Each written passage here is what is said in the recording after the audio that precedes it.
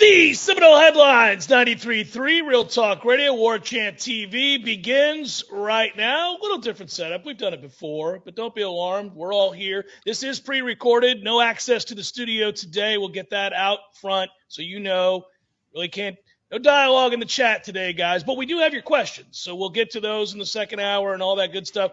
Plenty for us to get to. You see Ira, you see Corey. I'm Jeff. The hour brought to you by, not just the hour, as Ira likes to point out, really all the things that we do. Register Sausage. Yay, sausage! They got a new promo code from our guy Ben, and he just did a promo code last week for going 9-3 and beating Florida. Promo code. And here we got another promo code because Jordan Travis decided to come back. He got fired up. Nice. So this promo code right now is active now. Again, there was one where you could get like 5 free cases, but that's gone. You missed that if you're not following Register Sausage on Twitter, your loss. But the code that is going on is for 13% off. Get what he's doing there? Jordan Travis, 13% off. The code is Travis 4 Heisman in all caps. Travis and then the number 4 Heisman in all caps, and that will get you 13% off of your order at registermeats.com. The best sausage you'll ever have. If you don't live in the Southeast, where we get to walk into our grocery store, I just did it this week, and pick up packages of Register Sausage. I don't have to protest. It's there. Our Publix knows what's going on. But if you're outside of that area, you got to order at registermeats.com, and they'll deliver it to you. It'll come in a cooler with ice. It's awesome and fresh, and the best sausage you'll ever have. And I don't know that he's the official sponsor of Jordan's Heisman campaign. I don't think we could say that. No. But I think we are. He is supporting it. I think you may have come up with a new thing, just like I fell into yay sausage being a thing. The best sausage you'll ever have. Ira, put that on the package. What a tagline. With it. What are we doing? That's as good a tagline as you can have. I like it. The best sausage you could ever have. Who knows if I don't know. Did I say that? I don't even remember. But it is. I believe it. You said it more than once. You caught my attention. You got conviction with it. It's true. It's really, really good, folks. Go buy it.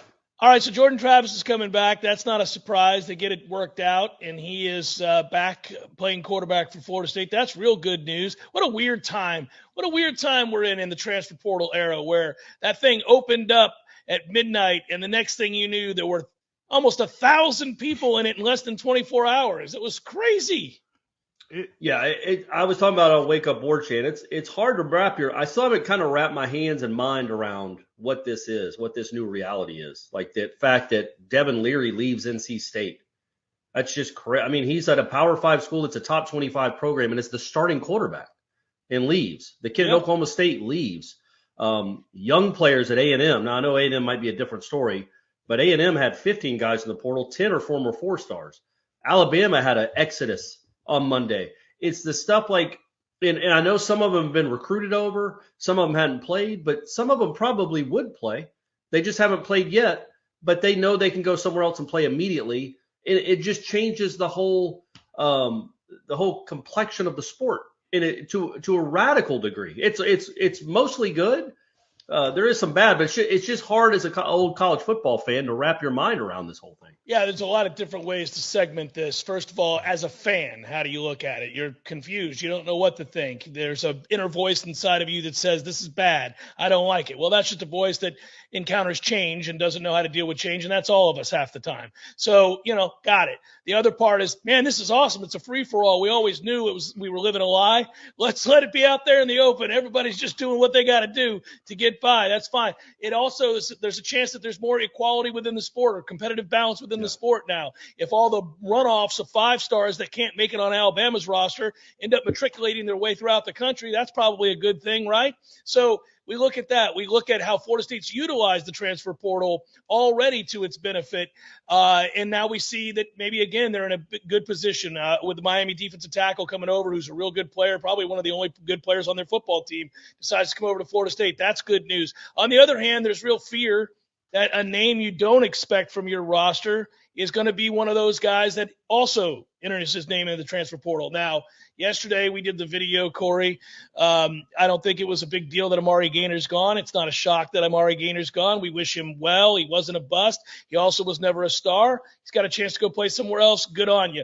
But let that be a big name, and I think everybody then feels differently on a given day about the transfer portal and the new world we live in. That was a good summary, Jeff.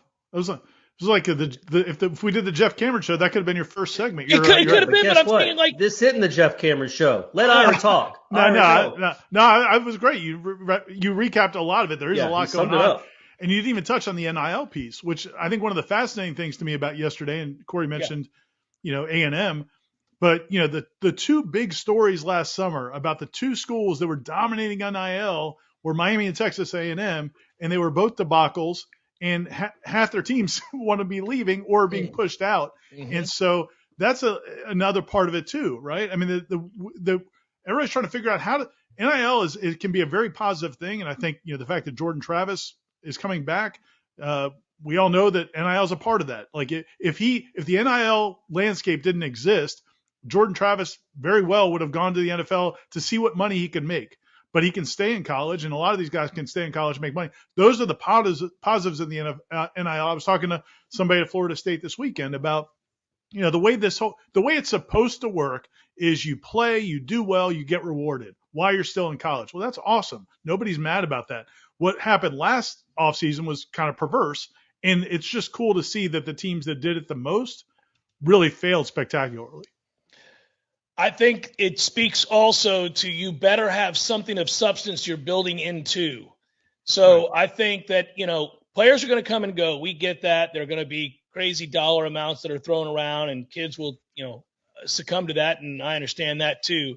But you have to make it a real difficult decision for any of the borderline kids. And the way you do that is money's being offered by everybody, but not everybody has a good culture. Not everybody has a place that they want to be every day that they get up when they go and put in the hard work, and do all the sacrificing that we talk about student athletes have to make. It's got to be a place where a kid says, I could maybe make $50,000 more over there at NC State, but it doesn't seem like they're all that happy. And I love these guys, and we're moving in the right direction. Your coach has to be a big reason why guys stay or why guys come, in addition to the money. Yeah, I don't think Jordan Travis, if they had gone 5-7 again this year, I don't know. Maybe he doesn't have much of an NFL future. I don't know. He would have gone the portal. Yeah, probably. Exactly right. But I just think yesterday's news, man, and we all expected it. We weren't sure, though. You have to see it actually broadcast and happen. It's just such a big deal for Florida State because I wrote about it. You can see it on Warchant. Read it on Warchant. Don't you guys think him returning guarantees they're going to be an elite offense again? And if they're an elite offense again, they're going to be a good team again. That's a really big deal to get that quarterback back. You have the signal caller of one of the 10 best offenses in the United States coming back. He's going to be one of the 5 or 6 best quarterbacks in the United States, maybe better than that. He's going to be a Heisman candidate. That is a great start to it's not even the offseason yet, but it's a great start to the offseason and what 2023 could be. You needed them. Like Tate Rodemaker might be good. Yeah, you could have gone in the portal and gotten somebody, but there was absolutely no guarantee they were going to be Jordan Travis. Jordan Travis is a real big deal. No, it's enormous. And you kind of struck gold, and it took a while to dig it up. It wasn't handed over freshly polished. They've kind of cultivated it, and then it's turned it. Well, I guess you cultivate pearls. I don't know if you cultivate gold, but it's kind of been a process. But now you have it, and you can't just lose it. And especially when you have a team that really has a chance to be special next year. I mean, the impressions we're getting, and we're recording this morning, as Jeff said, so there's a couple hours for the headlines verse or jinx. Good grief, Ira. I have verse on my head, verse on my mind. Yeah. There's a couple hours for the headlines jinx to hit us, but if what we're hearing so far is, there's a lot of these guys are going to come back, and I think there's a feeling in this team from these guys that this wasn't just by happenstance. This wasn't a bunch of individual decisions. I really believe what we all kind of thought might happen has really happened, to where these guys want to come back to. They saw what they did this year. They saw the opportunities they let slip away. 3 basically one possession games. And I think they think if we all run this back and Norvell brings in a couple of more key pieces, this team could be a playoff contender. And why wouldn't they be? Yeah, I think they are a contender immediately to win the ACC. And if you win the ACC, you're a real good contender to make the playoff, obviously. And I think that's where it starts. I think they realized they were this close. I think there are a lot of people, objective people, not Florida State fans, that if you watch this league this year, at the end of the season, you thought Florida State was the best team in the ACC.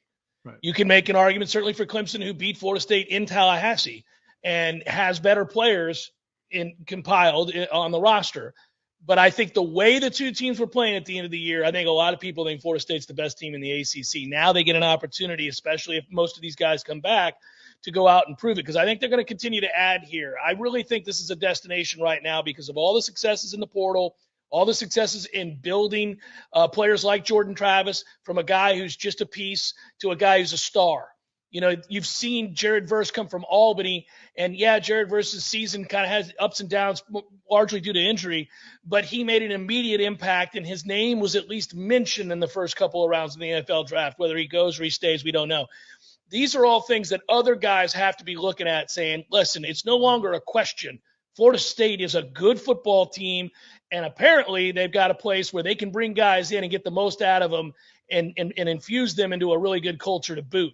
I don't know why you wouldn't consider Florida State if you're an elite receiver, running back, tight end, certainly at this point. Like, you should know you can walk in here and start.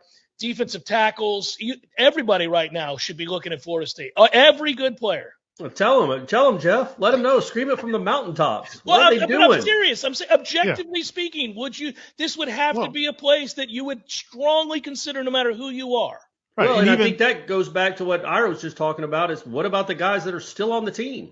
Right. You're strongly considering about staying. Now, dipping right back into the NIL real quick, if the NIL wasn't around, they wouldn't be thinking about staying. Like, you have the fact that you can now make it worth their while financially to come back is a really big deal. Now, you're not going to pay them NFL first round money, but you can at least, wet their beak, give them a little taste, however we want to phrase it, to play football. But yeah, I think that it wouldn't be a consideration for any of them if they didn't believe what this coach was doing and they didn't believe in this program. I mean, they really are close. But I think the fact that it does exist and they could go elsewhere says a whole lot. Like, back to the point Jeff was making earlier. If this was, and people should appreciate, we all should appreciate where Florida State is as a program right now, because 9-3, 2 years from now won't feel like it does right now.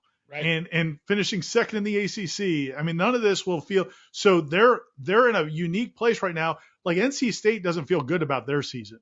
No.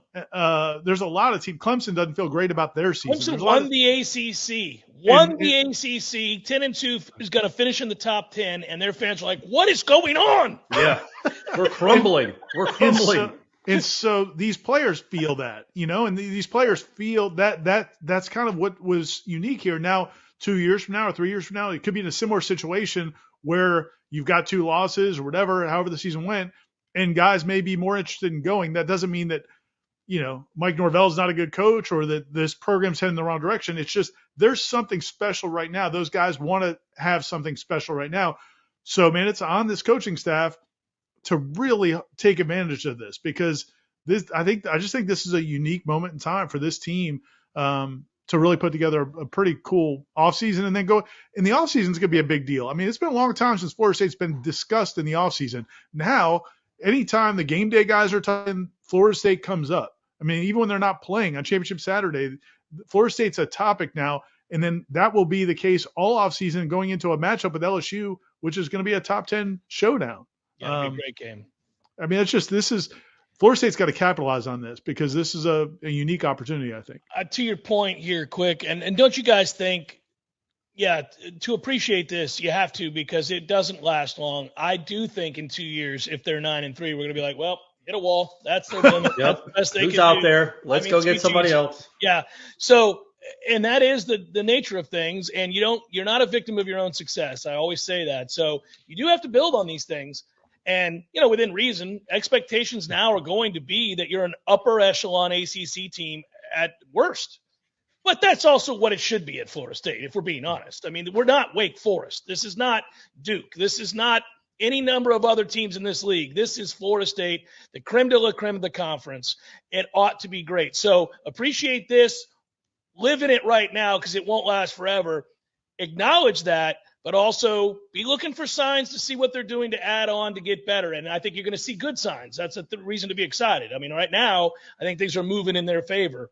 And let's see what happens on National Signing Day. I still got to believe there's a couple of kids out there that we're not hearing about that are very interested in maybe flipping to Florida State at this point. Yeah, but who cares? Who cares about a high school kid? That's literally where I am right now. I mean, I get it, and obviously it's the backbone of the program. Yeah, you kind of got to get some good ones in there. In the middle of the portal window, it's an afterthought. It's crazy. It's like, all right, who's out there? Who are they going to get? Which of these all-conference guys are they going to get? Not which all-state kid they're going to get that ran by a bunch of slow guys. Like, what proven commodity are they bringing in? That's what's so cool, and makes you a little dubious about the portal, but that's what's mainly so cool about it is you know what you're getting. And for Florida State, for the first 2 years, you kind of didn't know what you were getting. They didn't get to fish from that pond. They didn't get to the Jordan Addisons, the Caleb Williams, those guys. You had to go get a kid from Albany was your biggest name recruit. Johnny Wilson, nobody else wanted. Micah Pittman was a guy that hadn't done much. Trey Benson had 6 carries. Like all these guys, they struck gold in, or cultivated the gold, as Ira likes to say, in the portal, weren't ready-made guys that we thought, weren't guys that other people really wanted. Now they're going to have the level of transfer that's interested in Florida State is going to be raised clearly. Yeah. And that's going to be really interesting and fun to watch. Jeff, I know you got to go to break, but one last thought. I think about the fact that of the 15 guys that were all ACC, they had, from honorable mention up to first team, 11 of them were transfers, and FSU didn't get credit for any of them in recruiting rankings. So over the last 3 years, they brought in 15 all ACC caliber players that they got zero credit for in recruiting rankings. So it's just a different world, man. It's just a different world. Also, guys, I'd like to say that Ira was able to sift through the rubble and find the gold. There you go. That's a better. I don't think he cultivated it. I think he sifted through the rocks and the soot, and he found the gold. There's so much soot around gold. Old school headlines listeners will remember the story of Preston Parker telling us how you would bury things in your backyard and you dig them up and they become gold, which was a really cool. You could just bury anything and it became gold. That's basically what he told us one day in interviews, and that was one of the days I thought, okay, Preston, did you run it verbatim? You did. I don't think that quote probably made the Osceola.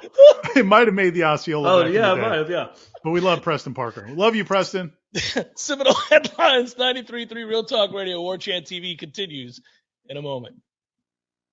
There's fun to be had every night at the Corner Pocket. Take home prizes on Trivia Tuesdays and Beer Bingo Thursdays. And kickstart your weekend with Martini Fridays. Plus, happy hour runs every weekday and game day specials every time the Noles take the field. Watch all the best games at the Corner Pocket's Vegas Wall, featuring 560 inches of flat screen TV heaven. Oh, really? The best food, the best drinks, and the best place to watch all the games. Tallahassee loves the Corner Pocket. Car accident? Call 777-7777 for Basic Brooks. And now, welcome back to A Penny for Our Thoughts, a unique spodcast presented by Pinch A Penny Pool, Patio, and Spas. On the line today to share some thoughts, this is our first caller, Barry Tired. Mr. Tired, what's on your mind? Penny for your thoughts today. Well, I'm thinking I might legally change my name soon because I don't identify anymore as being Barry Tired. Ever since I got my new hot tub from Pinch A Penny in Tallahassee, I've never slept better. After a long day, I just melt into another place and it takes all my stress away. I sleep like a rock and wake up refreshed. I'm thinking I might actually change my name to Barry Happy. What are your thoughts? Rich and compelling. We think everyone should run down to Pinch A Penny and take advantage of amazing prices on hot tubs. Over 12,000 square feet of hot tub heaven. We'll talk again next time on Penny for Your Thoughts, a Pinch A Penny Pool, Patio, and Spa Spodcast. Visit Pinch A Penny on Greer Street today to see their huge collection of over 50 hot tubs on site. Merry Christmas to you. Hi, this is Jamie McClenny from Trek Financial in Tallahassee. Managing downside risk in your portfolio is one of the biggest challenges that you'll face in retirement. Trillions of dollars in stimulus from the Federal Reserve and D.C. politicians, combined with zero interest rates, have propped up financial markets since the financial crisis ended in 2009. The Fed recently ended quantitative easing and has started to raise interest rates at a time when the global economy was already slowing. Have you considered what another 50% correction in the stock market would do to your retirement plan? If you're concerned about where this all might be headed and would like to find out about the potential benefits of an active risk management strategy for your portfolio, give me a call at 850-900-5200 and schedule a time for a review of your portfolio from an active risk management perspective. Make Jamie your first call for a second opinion. Investment advisory services are offered through Trek Financial, LLC, an SEC-registered investment advisor. Let's be honest, we all have way too much stuff. Maybe your storage closet is full, your garage is full, or the guest bedroom is a mess. Call Southeast Portable Buildings, 580-6400, or visit them online at southeastportablebuildings.com. The weather is unpredictable and can cause issues around your home. Weston Trawick provides commercial, residential, and industrial electrical wiring services, yearly inspections on fire alarms, portable generator sales, and so much more. With 24/7 emergency service and repair, Weston Trawick will be your calm in the storm. Give them a call at 514-0003. Weston Trawick, professional electrical services day or night. Visit online at WestonTrawick.com. Life is stressful. Dinner shouldn't be. That motto is why Register Sausage has been doing business in the Florida Panhandle and Lower Alabama for over 75 years. A proud sponsor of Seminole Headlines, Register Sausage always provides the best Southern smoked sausage to over 140 grocery stores and restaurants throughout the Southeast. Headliners have discovered the Register's difference. You can too. To find a store that carries Registers near you or to buy directly, head to registermeats.com. That's registermeats.com. Register Sausage. Yay, sausage!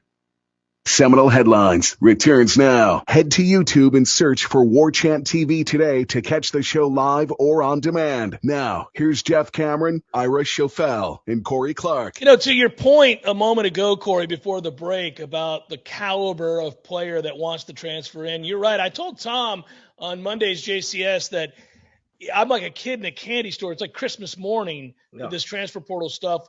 And On3 really does do a very good job. If you just monitor their portal, I mean, it's every 5 seconds. I was going to say, you got to keep your head on a swivel. Man, it is flying. Yeah, you're updating like you're trying to get Taylor Swift tickets. You just keep refreshing that page. It's crazy. Save that for the basketball segment. Yeah, we got to do that. All right, but speaking of which, I was going to say, since you brought up Taylor Swift, the Noles are 1-9, but really good efforts the last 2 games. Hey, man, I was impressed. There was something to build on until Cam Fletcher's out for the year. So what else? Of course. Good night. This next game will lose by 1 and lose another starter for the season. I don't know. Louisville's worse than Florida State. That's going to be their only chance at an ACC win, perhaps. Well, if you're on the fence about going to another Florida State basketball game this season, this is the one. Saturday.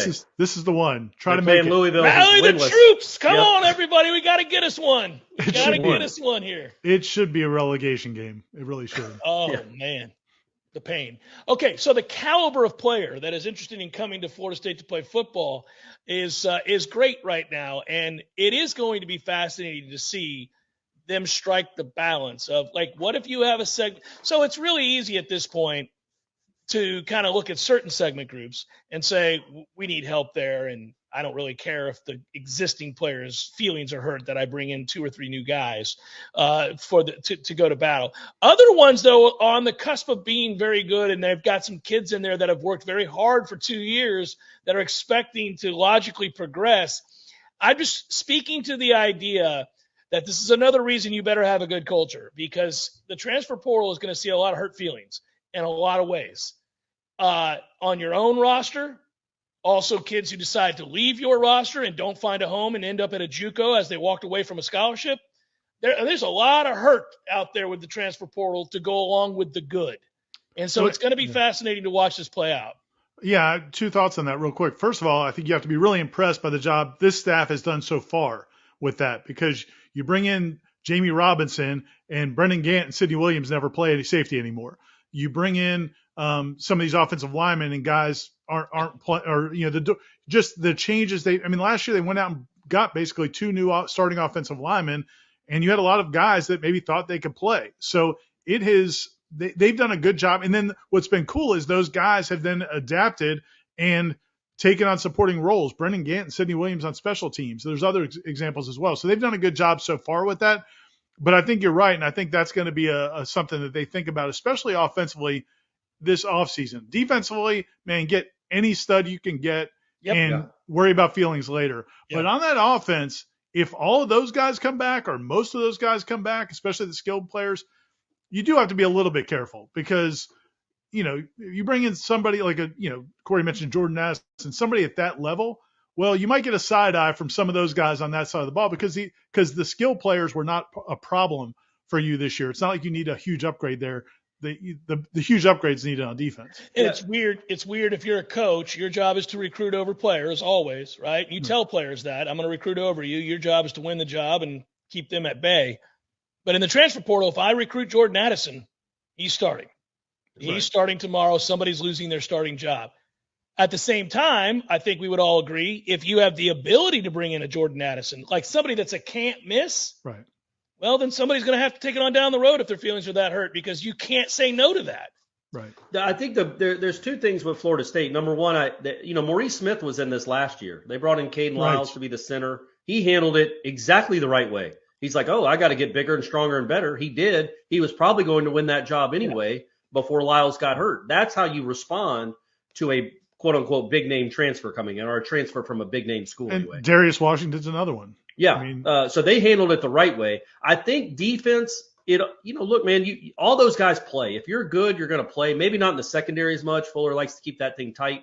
But the front seven, I don't think any of them would have an issue with another two or three guys. No, you got to rotate those guys anyhow. You rotate so many guys. So flood the front seven with good players because that, to me, is by far your biggest need.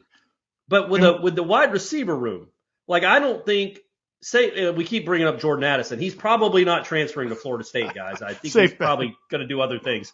But a Jordan Addison type or an all-conference type that comes in, an NFL wide receiver transfers in. Well, that's not going to really affect Johnny Wilson and Micah Pittman. They know they're going to be on the field and still playing. What does it do to Darian Williamson? Portier. I think those are the guys, the ones that get on the field 30% of the game. Malik McClain.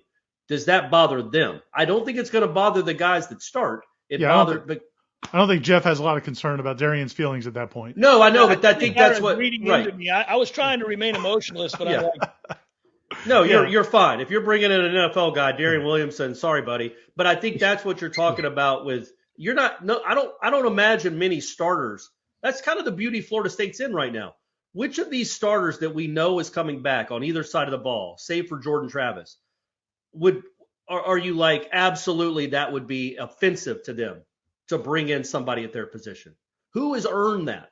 That to me is the beauty. Like Akeem Dent hasn't earned that. He hasn't earned you not to go get a safety. Right. Renardo Green, Amarian Cooper, Darius Washington. None of these guys, the tight ends, none of these guys have earned that right to be upset if you try to recruit over. I think that's kind of a great place to be, right? There shouldn't be that many feelings hurt, I guess is my point. No, there shouldn't. And I think the way to look at it though also is not just about feelings hurt, but you could bring in the wrong piece that becomes divisive. You bring in a guy who is only about his catches, and that's not the culture of this team. So that those are things you have to be concerned about a little bit. But and Jeff mentioned it briefly in the first segment. It's a huge deal if it happens. But Darrell Jackson, the defensive end at the University of Miami, who his mother came out, entered the portal yesterday. His mom came out and said that she's facing some surgery. She's not her health is not good. She lives in Quincy. That's where he played high school football at Gadsden County with Josh Farmer for Corey Fuller, who's on the staff now, and he wants to come back to home. He wants to play at Florida State. He has not announced he's coming to Florida State. Florida State has not been able to sign him or anything like that. But if that happens, man, you talk about those pieces. I mean, you talk about putting that defensive line together, and we don't know officially yet what Verse or Lovett or any of those guys are going to do, but that's a big piece. That kid's 6'6", 300. He was good. He's a really good football player, and he was on a bad defense. So, he had 3 sacks, 4.5 tackles for loss, like 27 tackles. But I think you put him in a good defense, and his numbers could improve a lot. when we did our game preview for Florida State Miami, he was somebody that stood out. I remember Tom and I were talking about there aren't too many guys on this team that scare you, but there are guys that you think, oh, he could play here. He makes plays. He's upper echelon of the conference. That kid was one of them. He was one of the first people we mentioned because he really showed on, well, it's not film, but, on video when we go back and watch Miami games, you can see him. So it's exciting to think that they could get that piece. I believe, again, if we're taking these steps that need to be taken in order to compete at the highest level and play for championships, you really got to focus hardcore on having a depth of size and talent up front. Like Corey was saying, we all agree on that. Line of scrimmage is the key. I'm throwing all kinds of numbers. If I got elite guys wanting to come in here, let's go. I mean, here let's get that kind of depth because you see it with the best defenses, the way they rotate guys, and the drop-off isn't that precipitous. You saw it with Florida State. The drop-off from Fabian Lovett to the next guy, more importantly, is a pretty big one. Who's that? The defensive lineman for Georgia was Jalen Carter. So I went back as Florida State recruited. They should get him to come. I went back. I was watching him because he looks like the Georgia guys look like the Alabama guys used to look. And looking at him, I was like, man, I remember Florida State recruited him. So I went back and looked at his high school pictures. Oh my goodness. I mean, it's like this guy ate that guy. Right. They are somebody tweeted they're the Monstars. And that's really, I mean, that Georgia defense is ridiculous. Hey, look, it's a Florida training State's table, Ira. I know. Florida State's not going to get there overnight for sure. No. But yeah, to your point, Jeff, I mean, that's line of scrimmage is the big difference. That's why when we get into debates sometimes, like you can watch the resume of a team and they have peaks and valleys during the course of a year whereas Corey will point out Georgia beats Kentucky 16-6, look terrible, or they nearly lose to Missouri. Like whatever you want to, you could do this with a lot of teams' resumes. But if you remove that, and I know games matter, and just look at what they're working with, that's where you can see a pretty stark contrast in where Florida State's at and where, say, Georgia's at. Or even to some extent, and I know Alabama's defense was terrible this year, but it's not for a lack of players. They've got to look inward right now. They got a bunch of guys who are going to get drafted. When you look at their players, you go, ooh, there aren't too many of those guys that look like that on Florida State's defense. We saw it a year ago with Jermaine Johnson, right? He walked through the door and he looked completely different than everybody else on the roster. So we know that world exists. But that's a world that Florida State's lived in before. It's a place that we'd like to go back and visit and become a permanent resident. I know it's never permanent at that space, but you got to find a way, and you're not that far off. That's why we talk about it where it's reasonable to say, all right, now go win the conference. Okay, maybe after you win the conference, now go compete for a national championship. And along the way, you got to accumulate players that look like that.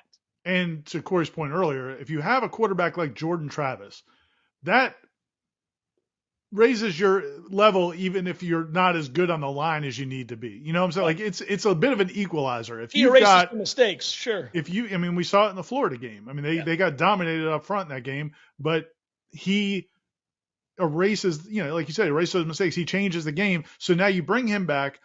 If you bring back a lot of these weapons on offense and you upgrade some in the trenches, you're not too far away. I mean, like you're not going to be as good as those team in the trenches, but you have the kind of the ace in the hole with Jordan Travis. But also, like I tried to articulate in the column, again, going back to Jordan Travis coming back, I would think as long as he starts all 12 games, I would think we all think, unless there's a rash of injuries everywhere else, the floor for next season is probably 9 wins if he stays healthy. It's the floor is 9 wins, 8 or 9 wins. So now you're talking about back-to-back 9 to 10 win seasons.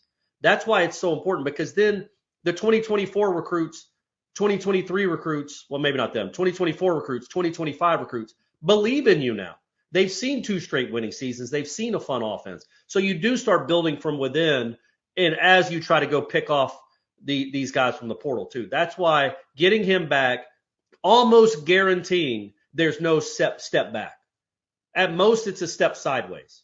And I don't even think another 9-3 season is a step sideways. I think 2 straight 9-3 seasons is a step forward. Yeah, you're stacking him at this point. I mean, at this point you are. And real quick, Jeff, you guys on the Jeff Cameron Show, the wildly popular Jeff Cameron Show, 1 to 3 p.m., Tom brought it up last week looking at the schedule for next season, which I hadn't really done because I didn't even know as of 2 weeks ago it existed. And I lied to all of our listeners and viewers that it didn't exist. Luckily, the chat corrected you in real time. No, I'm looking at the schedule. But don't believe that. Yeah, that's some weird booster site. They don't know what they're talking about. I was gaslighting the entire audience. But no, when you do look at it though, there's 7 wins. Like I think with Jordan, of course, with Jordan Travis and most of these guys back, you walk in the next season feeling like, okay, there's 7 wins. Because now, your offense is going to be elite. Can we win 3 or 4 of those other 5? Yep. Can we win 4 or 5 of those other 5? Because 7, you'd have to play bad. I think you'd have to play below what you are to lose any of those. I mean, whereas coming into this year, there might have been 3 of those games, 4 of those games. Yeah, there weren't a ton that you could say, I know they're going to win that game. Right. Yeah. You had the first one. A lot of coin tosses. Yeah, you had the first one. You knew they were going to win that game. And then you assumed a little bit about Louisiana's drop-off with the loss of Napier and a lot of their personnel. And Georgia but from Tech. there, you Georgia didn't Tech. have many that you were like, I know they're going to win that game. I have hunches, but yeah. I would think if you asked this last season, we would have thought Georgia Tech, Louisiana, and Duquesne. That's it. You went into last season thinking 3 probably guaranteed wins, and you were crossing your fingers that one of them wasn't close. And here you are now thinking you look at a schedule that does exist, and say, man, there's 7. Like Ira said, there's 6 or 7 almost guaranteed wins. We wouldn't be saying that if Jordan announced yesterday that he was hitting the road to the NFL. You know, that's again that goes back to how big an announcement that was. Seminole Headlines, 93.3 Real Talk Radio, Warchant TV continues in just a moment. Jeff, look at this beautiful day, man. Yeah, it's getting a little chilly. I like it. You know, I'm a colder weather guy, but I worry about it for you because you can't wear the Speedo in the cold. I mean, you know what I'm saying? You don't want to wear a Speedo in the cold. Jeff, it's always Speedo weather, man. We can always do this. Besides, my pool, it's heated. Which means you're insufferable in a Speedo year-round? Cannonball! Still gross. Gordo's, bringing the flavor and flair of Cuban food to Tallahassee since 1996. Jerry's Famous Cigar Shop is a special place. It's Tallahassee's only traditional gentleman's cigar lounge with a massive collection of hard-to-find boutique cigar brands, a staff with over 100 years of combined cigar knowledge and experience, the best prices in town with full box discounts, a great selection of beer and wine, indoor and outdoor seating, private lockers, and best of all, Jerry's is a local family-owned business. Visit us on Sherrill Road or the new lounge on Curry Forest Parkway, the only cigar lounge for the true gentleman. Life is stressful. Dinner shouldn't be. That motto is why Register Sausage has been doing business in the Florida Panhandle and Lower Alabama for over 75 years. A proud sponsor of Seminole Headlines, Register Sausage always provides the best Southern smoked sausage to over 140 grocery stores and restaurants throughout the Southeast. Headliners have discovered the Register's difference. You can too. To find a store that carries Registers near you or to buy directly, head to registermeats.com. That's registermeats.com. Register Sausage. Yay, sausage! Seminole Headlines returns now. Head to YouTube and search for Warchant TV today to catch the show live or on demand. Now, here's Jeff Cameron, Ira Schofel, and Corey Clark. So the news is all good as we continue to celebrate Florida State's culture, success on the field, projected success down the line. We have not mentioned as a group that we're going to the Cheez-It Bowl to take on Oklahoma in Orlando. We should probably mention that on Seminole Headlines at some point here. I'm not elated about that. I like Oklahoma an awful lot. It'll be good to see some of my other people from OU. That's all well and good, but that's not the matchup Florida State deserved. Florida State deserved better than that. Florida State's a lot better than Oklahoma. To hell with you. Whatever. A lot better. That's Florida nonsense. State deserves so much better. We got screwed. What Florida State needs is more important than deserves, and they need a 10th win, and they need a W next to a game against Oklahoma. Especially going into next season and the momentum you're trying to get for next season. Obviously, it doesn't carry over an exhibition game against a depleted team, but for the national perception, it does. It's the only game on TV. It's a kickstart to your quarterback's Heisman campaign against the worst defense he'll see. All of that, I think, is a big enough deal because if they win that game, they're 10-3 and they're top 10 in the country. Yeah, that to me is a bigger deal than to get their 10th win. I agree they're going to get their 10th win against an Oklahoma defense that I had a hard time watching play this year. It was awful. I mean, getting a merit badge for playing a better team doesn't do you any good. I mean, it's like I don't know what these two guys who have zero faith in Florida State's ability to win a football game are. I'm just sitting here telling you that I think Florida State would have beaten whomever they played, and it would have been nice to be rewarded for the season that Florida State had instead of here's the Cheez-It Bowl that ain't nobody watching with suck-ass 6-6 Oklahoma. That's not true. People will watch that game. It's Florida People State, watch all Oklahoma. bowl games because they're desperate for football. That's fine. And these are two And brand names. But they would have watched Florida State and Texas as well, and that would have been a better matchup. I guess. Hey, I I've don't got understand. I got some breaking news for you guys. Oh, here we go. Here we go. A special announcement for you guys. Ken the Carver heard us last week. We threw out we just mentioned it in passing. Hey, this guy made a nice post, question. And it wasn't even really a question, it was just a comment. By the way, I feel like we slighted Ken. We didn't even name his business. We just called him Ken the Carver. So here's the deal. Which sounds Ken. like a serial killer nickname. And I've got a little more information on Ken since the last time we've addressed Let's him do the right and his thing and amazing send some work. business Ken's way. Here's the problem. It's a side thing he does on the side. He doesn't really Ken's doing perfectly well in his business life, All but right, he doesn't Ken. need a lot of projects. Oh, okay, gotcha. It's a labor of love. He said maybe when he retires, he'll start advertising with us, but right now Ken's doing okay. So right now we're going to go with Ken the Carver up in Georgia. I like Ken the Carver. Got this. Did he really carve special it? delivery. It's the whole post along with Corey's response. I'm not. What was my response? Well, I'm not going to read the whole. I think that's what got him, Corey, was your response. But here's the whole plaque. I want you to read it, Ira. No, it's too long. It's too long. I'll read it.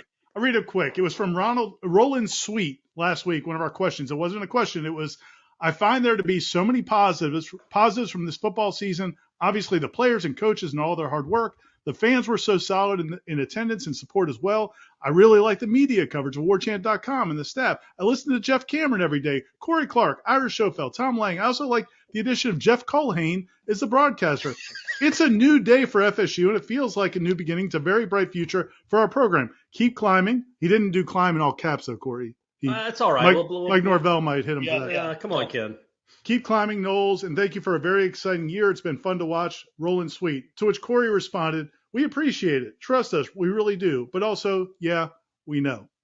I like that. The response is there, too. That's good. Yeah. So I've got this. We'll hang it up in the studio. Yeah. Thanks, Ken. You're the best. Ken, Ken that's the awesome. Carver Ken doing the it Carver. up. That is great. Ken the that Carver. Come on, Tom. Not that Carver. Oh, Tom. that was Jason the Carver. All right. So that's cool. Another plaque. We're taking over that entire studio with plaques from Seminole Headlines. I wonder how long it takes to do something like that. To carve something like that. He's very obviously adept at it. It doesn't take him long. Talented. Ken did that in about 12 minutes. On a cigarette break. There's some machinery involved, but it's awesome, man. I do want to promote your business, Ken. Give us the word. Hire some minions so we can start promoting your business. All right, so I know for a fact that there will be an episode of the JCS in Orlando for the Cheez-It Bowl that Corey's so excited about. And I'm ready. I'm ready to embrace it. I'm not going to sit here and badmouth Orlando the way that I am wont to do. I'm going to embrace all that Orlando is, the crazy highways crossing over top of each other when you first get into town, all of that, the tourism everywhere you look, the commercialization of human beings. I tell you what, they love their putt-putt in Orlando, man. It is incredible how many, it's like Myrtle Beach with regular golf. Orlando has putt-putt places everywhere. So maybe we'll do a show from a putt-putt place. I was going to say, the reward isn't Oklahoma.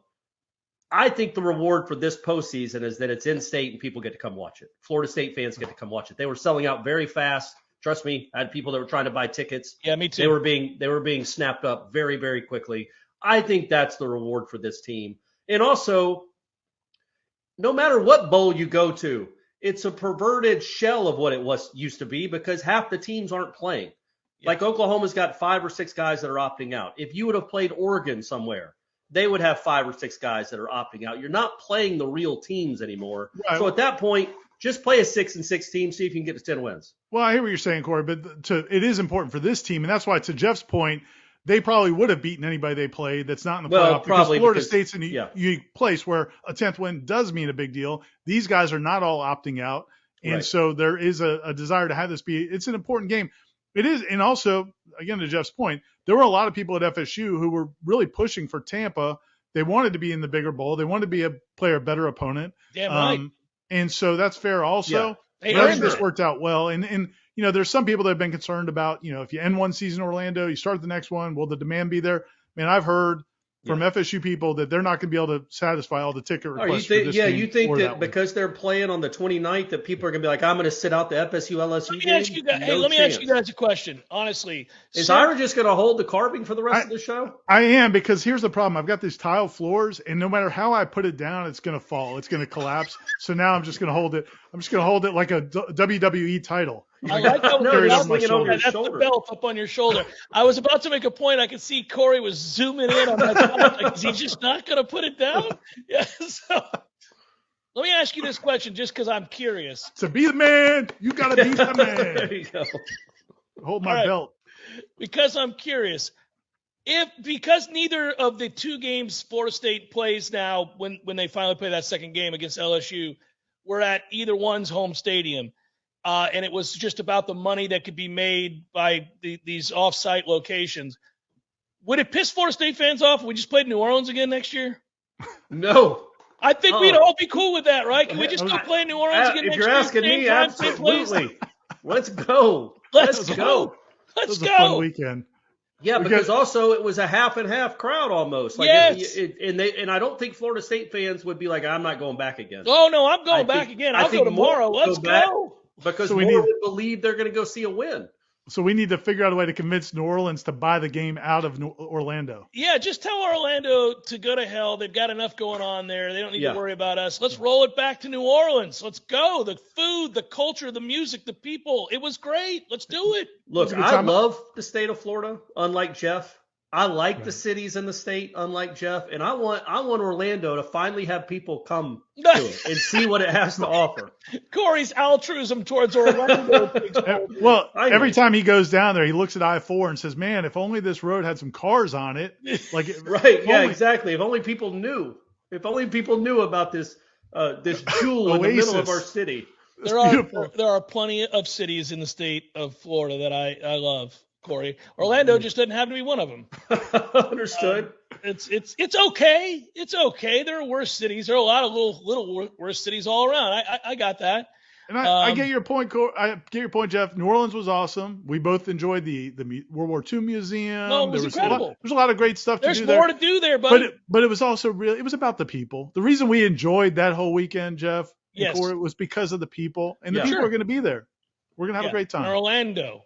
That's famous for what? Yep. 2 times in 8 months. I'll take it. I'll take it, man. I'll take it. We're going to have a good time. We will have a good time because we're capable of having a good time no matter where it is. I'm not worried about that. And we'll have great coverage and we'll have our shows and we'll do it up and we'll watch Florida State get their 10th win. And that'll be the ribbon or the cherry on top, if you will. And we'll all celebrate that. And then, admittedly, I thought this past offseason felt interminable because I was so excited about this is a show me year. This was a show and prove kind of year. They ended up proving, which was nice, but all that does is ratchet up expectations. This offseason is going to feel like an eternity because we're not even there yet. Watch this team go win and win big. But in a good way, man. But in a good way. Like, it's going to be excitement. Not there was some trepidation last year. Like, hey, man, we like you, Mike, but if you don't win 7 or 8 games, this could be dicey. And now we're not having that conversation anymore. Thank goodness, because I do like Mike, and I like his policies, and I like that I believe in what he tells those kids to do.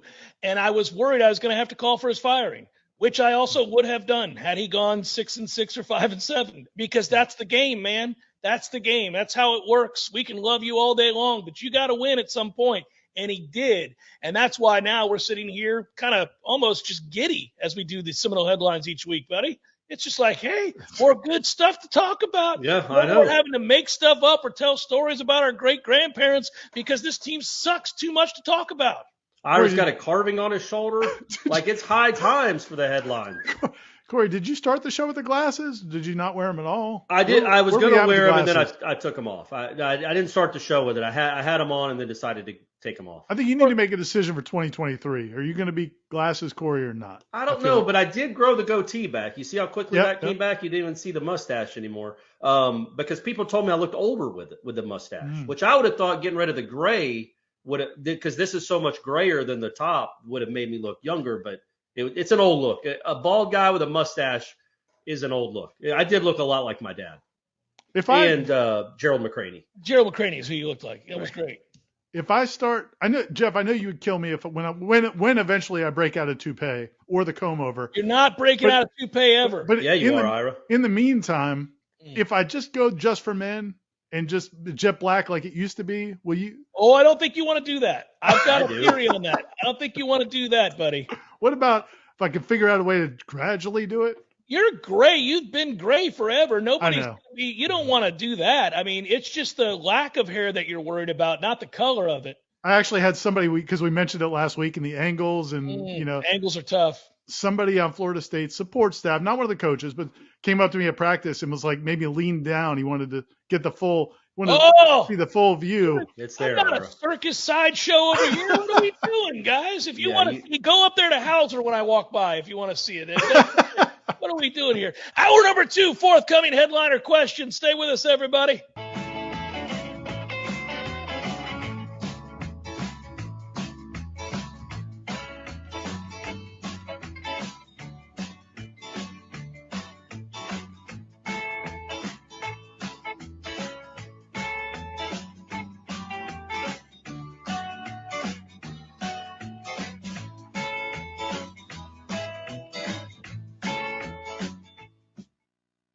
Many orthodontists in Tallahassee can straighten a smile, but at Birch Orthodontics, they're dedicated to providing the finest care possible. The experienced and friendly staff is trained in all of the latest techniques. So whether you need standard treatment like braces or Invisalign, or you have a more complicated case requiring extra attention, Birch Orthodontics is here for you. Set up your free consultation today by visiting birchorthodontics.com, BURCH orthodontics.com, or call 850-877-1692. At Birch Orthodontics, they create beautiful smiles that last a lifetime. Car accident? Call 777-7777 for Basic Brooks. Let's be honest, we all have way too much stuff. Maybe your storage closet is full, your garage is full, or the guest bedroom is a mess. Call Southeast Portable Buildings, 580-6400, or visit them online at southeastportablebuildings.com. Everybody, the perfect fireplace makes your house a home. How's your fireplace looking? Not too well? Hearth and Patio can help you with that. Actually, Hearth and Patio can help you with anything fire. Give my friends a call at Hearth and Patio. If you need new fireplace upgrade, fireplace repair, you need custom outdoor kitchen, grills, or an amazing fireplace for your backyard. 850-727-4282. That's 850-727-4282. Or you can visit them online at hearthpatiotallahassee.com. Hearth Patio Tallahassee. They keep the home fires burning.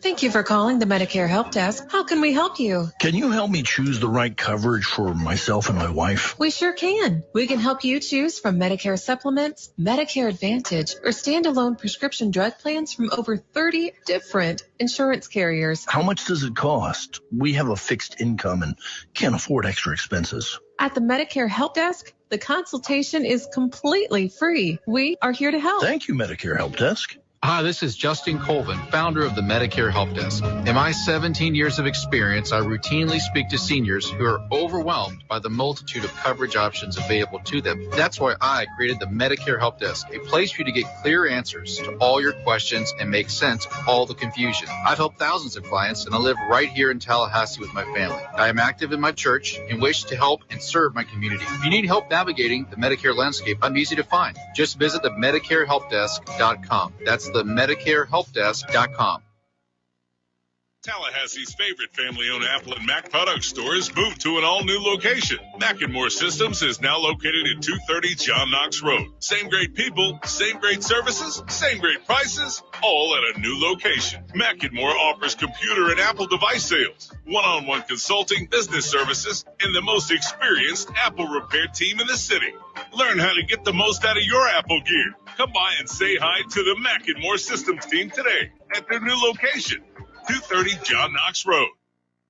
Coming up next, more of the Jeff Cameron Show. Live and local on Real Talk 93.3. WVFT, Gretna, Tallahassee.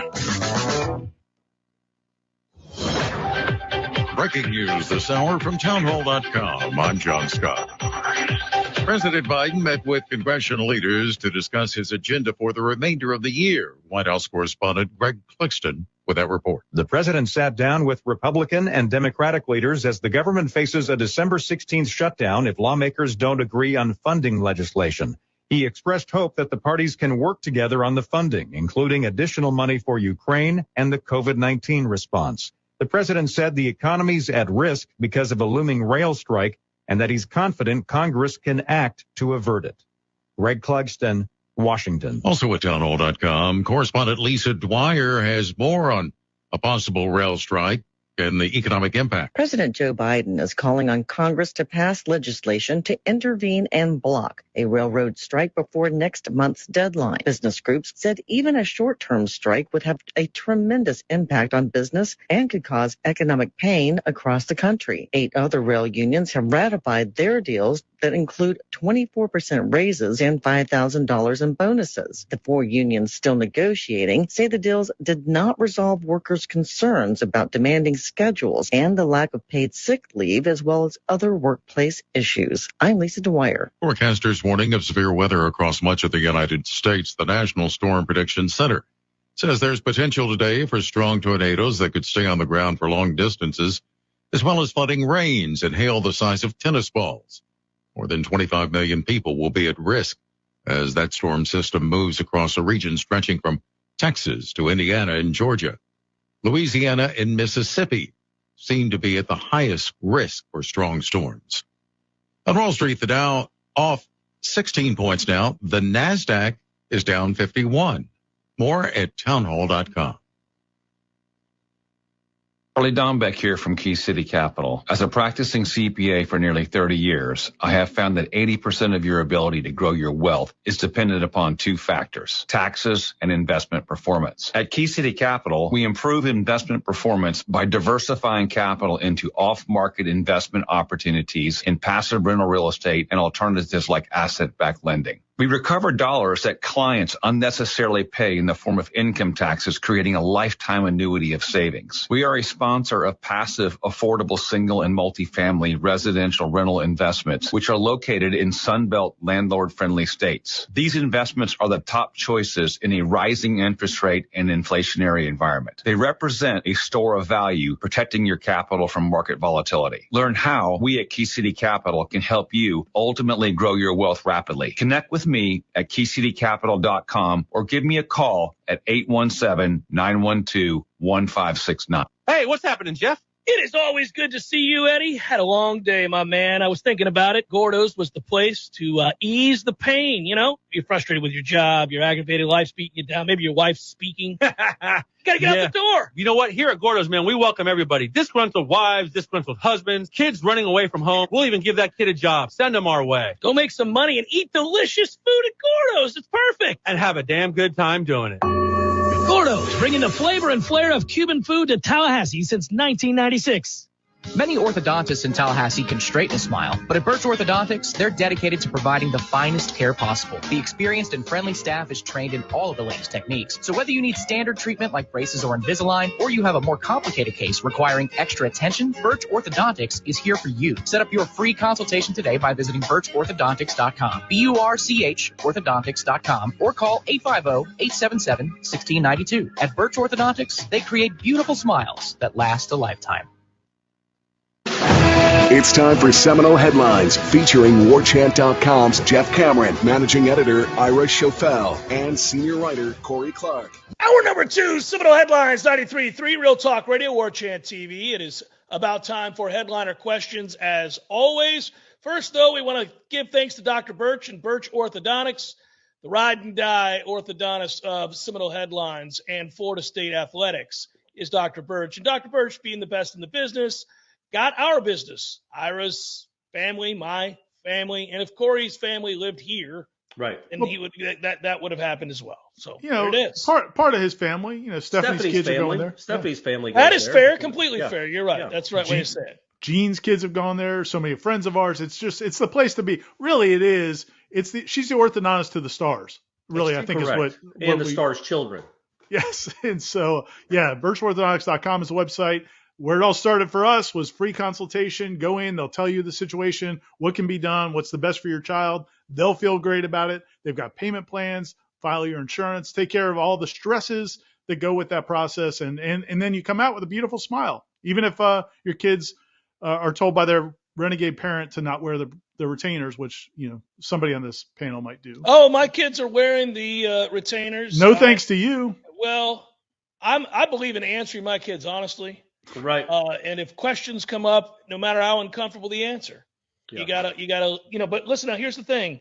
I did say that we're paying for it anyhow, son. You might as well put that thing in. That's how I did it.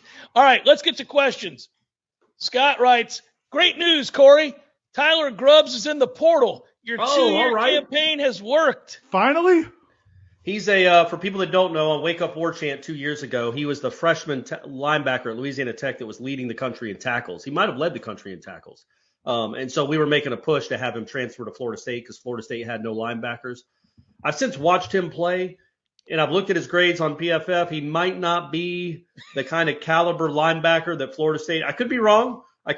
Tyler, prove me wrong. Hey, 2023 Florida State's a little different than 2021 Florida State. Exactly right. So, Tyler, they've outgrown you a little bit, but I'm sure he's still going to find a great home. That's awesome. We even had a listener, because I was like, how rumors get started. I just say, is Tyler Grubbs coming to Florida State? I don't know. There's a chance. And so somebody made a video, Tyler Grubbs to FSU, ? And put it on YouTube. It was really funny. That's awesome, by the way. This one makes me laugh. R.A. Andrews writes, melancholy morning, gentlemen. The season sped by like Dalvin. Corey fought through some health issues, and the last game is here.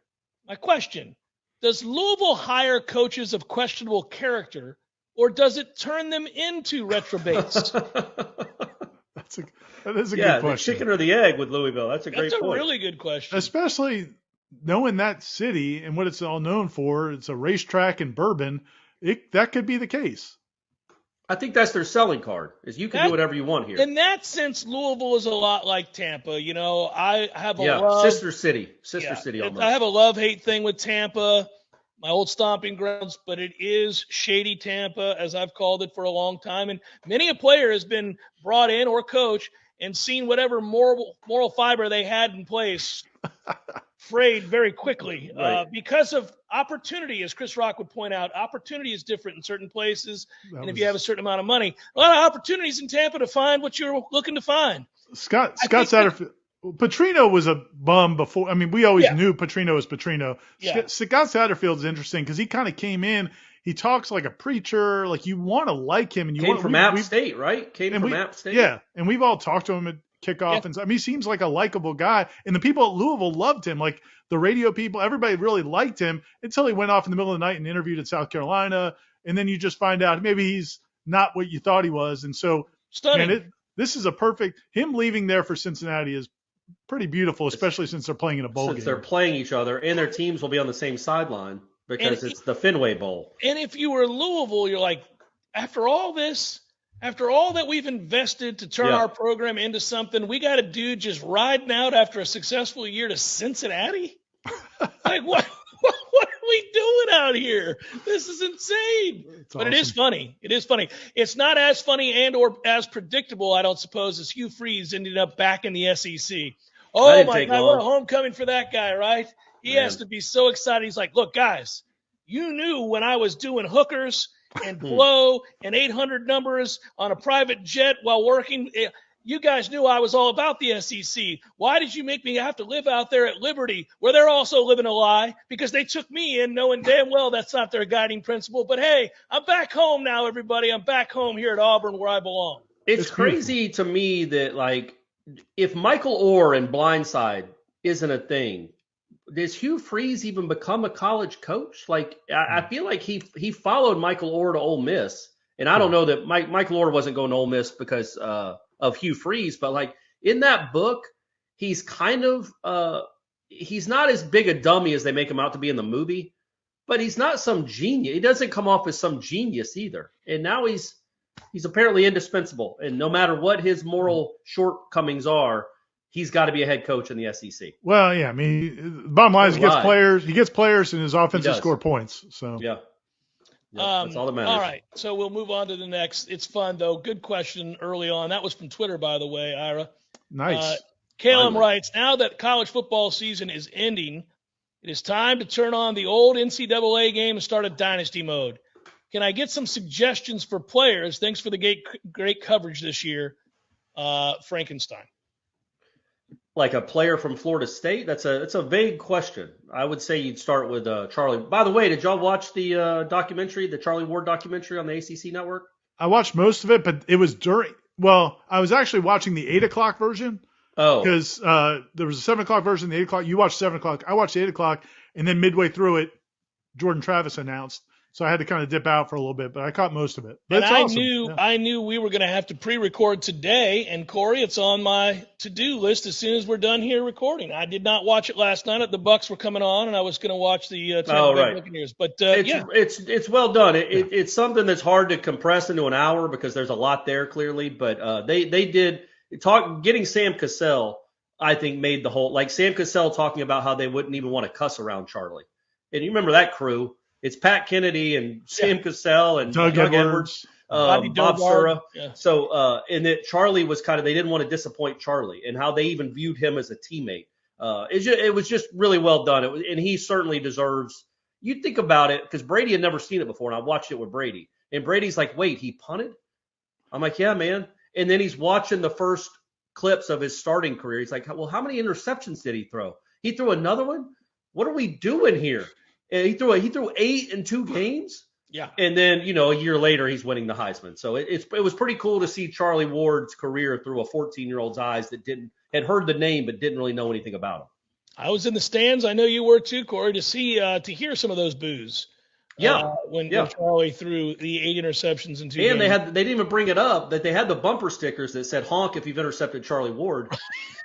I mean, I thought they would have brought that up because that's still an all-timer. Fantastic, aren't they? That's just fantastic. That's a quick turnaround, man. It is. It's incredible. That quickly. Yeah. Yeah, if you think about it, man, in a different scale, Jordan Travis was right there. Jordan Travis and Charlie Ward are kind of similar deals where people were like, what are we doing here? And the thing with Charlie, I like the fact that they had him talking about the punting because everybody knows that he punted. Well, not everybody over 20 knows that he punted that first year, but I didn't know how he didn't want to. And I never thought about the perspective of, and Brad Scott mentioned it. He said, look, think about this kid. He gave up a year of eligibility to punt. That would never happen in today's football. Oh, crazy. He'd say, find somebody else. No, that's 100% correct. And there are a lot of things that are very unique about Charlie Ward. Like Corey said, I'm glad that they have this documentary. I'll watch it as soon as we end here. Just real quick, we talk about Bo and we talk about Deion with good reason, but think about how crazy it is that somebody was a national championship winning quarterback, won a Heisman, and then 2 weeks later was playing basketball in the ACC in the early 90s against that crew and being good at it. Nobody does that. That's insane. And Florida State got to live it 30 years ago. It's crazy that much time has gone by. After early signing day this month, the Noles will be ranked what in recruiting? They're 15 right now, according to On3, which is the only thing we care about. Right. I would say 13, 12, 13. I don't think they're going to get in the top 10. I think shout out to On3 though, because they're going to do the transfer rankings. Yeah. Which I don't know how it's going to be hard to quantify it, but heck, it's hard to quantify 17-year-olds too. As far as what would Trey Benson have been last year as a star in the transfer portal? How could you know, right? Yeah. How could you know? But I mean, maybe a 3-star, and he's played to a 4.5 or a 5-star level. 3. But we have to, like Ira pointed out, when 11 of your 15 all-conference guys are transfers, college football, the whole industry has to figure out a way to make the portal more of a ranking. Get more rankings out of it because it is flooding the market. I mean, you see it. It's a huge deal. It's not as big as high school recruiting, but it's a really big deal. And so, yeah, you finished 13th in the portal in the regular high school rankings. But what if you finish 6th in the portal rankings? That's a great player acquisition year. This is all about the many changes we're talking about in college football and how do you perceive it as a fan? What do you look at? What do you care about? What are you really interested in? I did the Nebraska show that I do on Monday nights, and, of course, they just hired Matt Rule, and all of the Nebraska fans were weighing in on what they need to see from Matt Rule so that they could believe in him. And a bunch of people kept saying, well, he better surround himself with a bunch of recruiters because he's not from out here. And the counter from the guys that I do the show with, what are you talking about? This is not 1986. Yeah. You're no longer bringing guys onto your staff who just know the area. Relationships. Yeah, and have great relationships. You don't have to do that anymore. You know, it helps. It's not a bad thing. It can help a little matter bit. If everything's equal. But you can win a recruiting battle if you just have more money. Right, and that look, man, or you can present more opportunities, and that's exactly what the Deion Sanders show is all about. I mean, the fact that the whole reason, going back to 4 or 5 years ago when Willie Taggart was flirting with the idea of bringing Deion as an assistant, is one of the things that you and we all said was, is Deion Sanders really going to put in the time in recruiting? Is he going to be on the phone with these 14-year-old kids all night and traveling across? Is he going to do that? Well, now he doesn't have to. And so now he's Deion Sanders, and he's going to bring in these corporate partners, and there's going to be money flowing through NIL. And so now the biggest decommitment yesterday, that every 5 seconds there's another kid from Colorado who's committed, who is no longer committed, who I'm sure was gotten a nice phone call from one of Deion's people saying, hey, by the way, you don't have to go home, but you're not coming here. That video was awesome. Aslan brought this up. Like that, the video of him going into that Colorado football meeting, it was funny on a number of levels, but Aslan was like, if you just looked at the kids in the seats, it looked like a marketing class. It looked like a marketing class on any college campus in the country. They are not blessed. He is not blessed with a lot of quality football, physical looking guys at Colorado right now. It sounded like there were a lot of guys that didn't show up. Like, so there you go. The turnover of that roster is going to be interesting. And the reality is, man, you can't sign 70 players. So, No. I mean, he's going to take some L's. This is not going to be Jackson State where they turn it around. So it'll be interesting to see what the patience is like. Terrible to start the year, and it's going to be a much different experience to see him have to wade through these waters of that conference against those teams with established connections. It will be very interesting. We'll see. And then handle press conferences, because this isn't Jackson State. I mean, I love his videos with their PR guy, like those videos they do that are kind of tongue in cheek. They're awesome. But after the bowl game, he didn't talk to the media. Well, that's not going to fly in the conference. I mean, like in the Pac-12, he's going to have to talk to the media after losses. He's going to have to answer questions, and every time he doesn't and throws a scene, it's going to be a bigger story. And so, yeah, man, there's a lot of navigating that's going to have to happen there for that to be successful. Hello, gents. In honor of the new Charlie Ward documentary, I'd love to hear your perspective on why the NFL couldn't see his value in the 90s. An incredible ambassador for FSU. Go Noles. That's from Walter. Well, the game was certainly not played in the way that it is now, and none of those offenses or those types of quarterbacks were ever embraced really back then. And the other thing I would say, in fairness to those teams, Charlie had let it be known that he wasn't necessarily going to go play in the NFL before the draft. So the edict was, if you don't draft me in the first round, don't draft me. So they were reluctant there. Let me just clarify that a little bit, because I was in Thomasville at the time, and so it's in the doc though. I know, I understand, but I'm telling you what the family's point was at the time, because I talked to his parents at the time. He never said, "I'm not going to come." Yeah. It got portrayed as, if you don't draft me, I'm not coming. Right. Like, if you don't take me in the first round, I'm not coming to the NFL. I'm going to go play basketball. What he said was, if you don't draft me in the first round, I can't guarantee you that I'm going to come play in the NFL. And that's a distinction. But it got portrayed nationally as, I demand to be a first-round pick. No, he just said, I think I can go play basketball. So if you're not going to take me in the first round, then I may go do that. And I want to point, and I want to point out also, if you guys have ever stood around Charlie Ward, you know he's not a big dude. No. And at that time, there were no quarterbacks in the league. And I'm not just talking about black and white. There were no quarterbacks in the league that looked like Charlie Ward. Right. I mean, he is tiny by way of comparison to the NFL. And the thought was, okay, so wait, you're going to run around at that size in this league? It's not going to happen. Yeah, and nobody would have built their offense around him. Correct. Which is so, when you think about it, how asinine is that you would get a player of Charlie Ward's ability and have him try to fit your system? Of course it's stupid. And Florida State did it for the first 9 games of 1992. Mm-hmm. Like, how do you not say, I'm going to have my offense completely around that dude? And it's just, but they wouldn't do it back then. So in fairness, again, to those teams, and it's in the documentary, they're like, look, he didn't show that he could play in a pro-style offense, because when he was in a pro-style offense, they were making bumper stickers that said honk if you've intercepted Charlie Ward. But it's like, man, in the shotgun offense, he was the best thing college football had ever seen. Correct. Why would not an NFL team be like, well, I want that? It's just that was the way of thinking back then. The one thing I wanted to add, though, is in around 2000, when I went back to Thomasville to be editor of that paper, I talked to Coach Ward, and this is like in 2000, 2001, and I said, man, I really wish Charlie would have played football. It would have been so much fun to watch Charlie play football. And he goes, well, his knees don't. His knees are very happy he ended up playing, because I don't think he had great knees to start with. Yeah. And playing basketball, I think, was better for him than playing football. Yeah, I think there will always be a fear, even with a guy even in the modern way of viewing football and viewing offensive football, Charlie would still make people nervous. I think, for example, the current quarterback at Florida State makes NFL teams nervous too. Jordan Travis is not a big dude. He's not a big dude. And they'll recognize that there are more players like Jordan Travis in the league now than ever before, certainly than there were at Charlie's time. He's still going to have to overcome that. That's the biggest thing with him. He's going to have to get so much bigger, and I don't know. Maybe he can. I'm done doubting him because he's already made radical shifts in his ability to play the position. But with Jordan, what's helped him this year especially is he's beating teams with his arm and his mind, not just with his athletic ability. He's proven that now. So that's what you want to see at the next level. I mean, yeah, he's not gonna run like Lamar Jackson 20 times a game. He can't do it, or Josh Allen.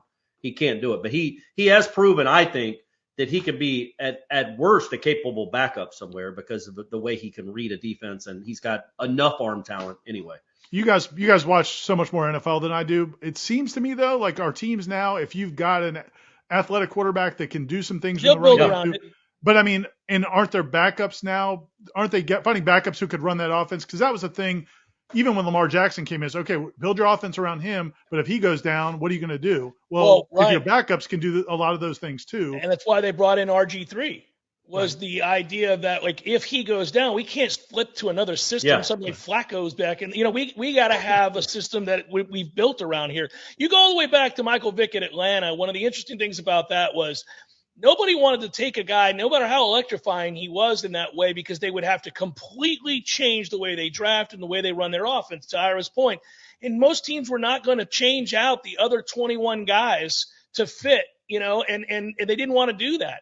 And now it's done all the time, and including with the best team in football right now, Philadelphia, who has found a way to make it work. You get a good quarterback. Having a good quarterback that's good in your system is so much more important than anything else on a football field. Yeah, it's so much more important. Trust me, as a Falcons fan, watching this debacle in this show with this guy. You don't think Marcus Mariota is otherworldly great? Come on, there's just some things I see Sunday, Jeff, that make me pause about his future. Listen, I'd like to believe that what you see is accurate, but I will tell you, Tony Dungy said he was the next Aaron Rodgers. So yeah, it is close. It is close. I haven't made up my mind yet. I need to see a few more, one touchdown performances. Not enough sample size. Clearly not. Just 9 years. Seminole Headlines, 93.3 Real Talk Radio, Warchant TV continues in a moment. Fun to be had every night at the Corner Pocket. Take home prizes on Trivia Tuesdays and Beer Bingo Thursdays. And kickstart your weekend with Martini Fridays. Plus, happy hour runs every weekday and game day specials every time the Noles take the field. Watch all the best games at the Corner Pocket's Vegas wall, featuring 560 inches of flat screen TV heaven. Oh, really? The best food, the best drinks, and the best place to watch all the games. Tallahassee loves the Corner Pocket. Let me tell you what T-Spark stands for. It stands for strength, commitment, teamwork, and heart. We don't ever quit until we've got nothing left to give. Our team is unstoppable. Want a guaranteed win? Call T-Spark Enterprises for your next roofing or construction project. We conquer all peaks. TSparkConstruction.com. License number CCC 1331204. So let's say you're considering buying a new home in the current climate. All heard that demand is high, inventory is low. So how do you get a leg up on the rest of the buyers all making offers on the same house as you? Oh, that's a toughie. But the first place I'd suggest you start is with a call to my friend Shannon at Legendary Home Loans. Shannon will set you up with a complete pre-approval underwriting.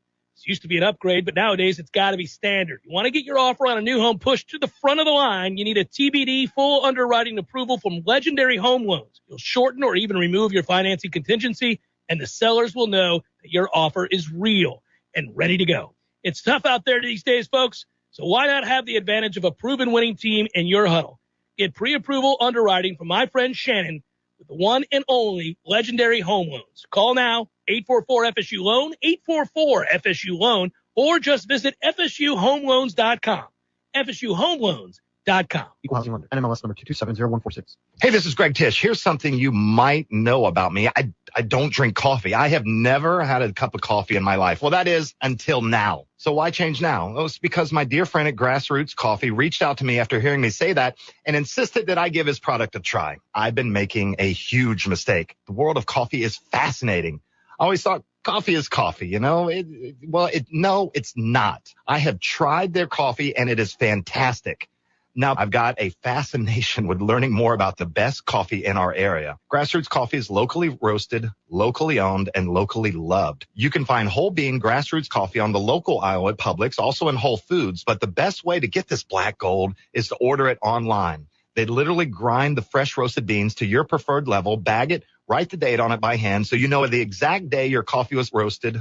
It doesn't get any more fresh than that. Order yours now. Just go to grassrootscoffee.com and choose the coffee you want and how you want it, and join me. Let's step up our coffee game together and also support a great local business. Hey, Nole fans, our partner ISF Inc. is a national management and IT consulting firm located right here in Tallahassee, Florida, solving the future for state governments through strategy, process, and technology. As a trusted advisor for state governments, ISF knows the importance of defining a clear and detailed strategy. Our friends at ISF can help your organization create a strategy that sets you on a path to success. ISF, your vision plus our expertise brings your brilliant ideas to life. Visit ISF.com to learn more. ISF, solving the future. Life is stressful. Dinner shouldn't be. That motto is why Register Sausage has been doing business in the Florida Panhandle and Lower Alabama for over 75 years. A proud sponsor of Seminole Headlines, Registered Sausage always provides the best Southern smoked sausage to over 140 grocery stores and restaurants throughout the Southeast. Headliners have discovered the Register's difference. You can too. To find a store that carries Registers near you or to buy directly, head to registermeats.com. That's registermeats.com. Register Sausage. Yay, sausage! Seminole Headlines returns now. Head to YouTube and search for Warchant TV today to catch the show live or on demand. Now, here's Jeff Cameron, Ira Schofel, and Corey Clark. Let's get back to the headliner questions. Guys, I read tonight on Twitter that Dion brought in David Kelly and Willie Taggart, quote, to get things organized in Boulder. I have no question. We don't have a response. And I have no comment. Yeah, we have no response. Next Facebook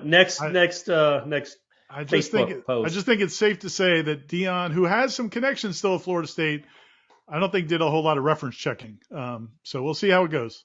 I'm gonna say this, and I'm sorry to keep referencing this other show, but this very subject came up last night on the Husker Online program. They brought up Colorado because that's an old rival back in the day when Colorado actually could play, Rashawn Salam and the like, right? Cordell Stewart. And they go, Jeff, you know Dion. I'm like, not everybody that has covered Florida State knows Dion. That's not how it works. Almost nobody does. He's never back at Florida State, so it's not like you run into him. Secondly, what's your question? And they were like, well, who are these guys he's bringing in? I've never heard of David Kelly. What do you think of him? And I was like, fellas. Well, look up his show cause in recruiting. That might be a good place to start. Where he got the athletic director at UCF fired, I believe, allegedly. Anyway, a lot of things. I just went through all of it and went, guys, let's get back to Nebraska. Let's get back to talking Matt Rule here. You're not going to like where this goes. All right, I'll be the one to ask. If Travis Hunter wants to come back, do we take him? That's from Nick. Yeah. Yeah. Yes. Yeah. Scott writes. Just make him run like 8 steps? Nope. Just you can tell people you made him run stadium steps. Just give him a hug. As a punishment. Just give him a hug. Travis. But only make him. Yeah. Just make him run 5 of them. You would take him in a heartbeat. Here we go. Mike writes, this is way too early, and I'm sure it will be a talking point during the dry months after spring ball. But how do you guys think FSU will handle the target now being truly on them next year? It won't just be teams wanting to beat FSU. It will be teams wanting to knock off the chosen favorite in the conference. So, again, will they be able to handle that? I think so. That from Mike. It's a fair question. I mean, the dynamics are going to be different for this team next year. Not necessarily that's a huge difference, but I do think, just the reality. Jordan's never gone into a season now with pressure. I mean, he's going to go in. This year was all about proving people wrong, right? I can be the starting quarterback. I can be an elite player. Now he's coming in as he's going to be known as maybe the top quarterback in the ACC, a Heisman contender. So now you have the pressure of trying to live up to that. How does he handle that? I mean, so there's going to be some different dynamics going into the season. Wouldn't you think, though, that the way he was able to overcome the other pressure he faced in his career, which is the fans booing him and nobody believing in him, would makes you think that he'll handle that amount of pressure well? Because that to me is even harder than believing in himself after nobody else believed in him. I agree 100%. The only thing I would say is in the middle of the season where they lost a couple games, I know everybody is mad about Adam Fuller and the defense. They don't feel like the defense is good enough, but the 2 of the 3 games they lost, they scored 19 and 21. And that wasn't all his fault, but he's a quarterback.